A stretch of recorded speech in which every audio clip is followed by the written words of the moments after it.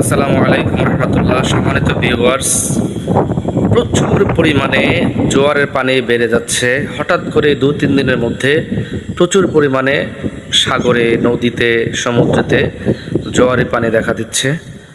খাল, বিল, নিচু সমতল যে জায়গাগুলো সেগুলো কিন্তু সুমসুম ভরে গেছে।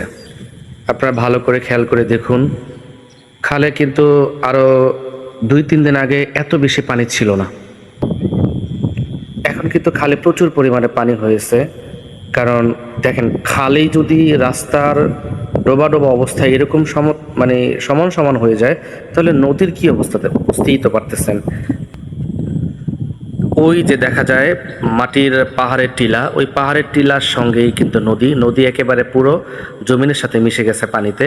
আপনারা সকলেই সাবধান, সতর্ক থাকবেন, কারণ এই পানিতে অনেকের ক্ষয়ক্ষতি হতে পারে ইনশাআল্লাহ। আপনারা সকলেই সতর্ক থাকবেন।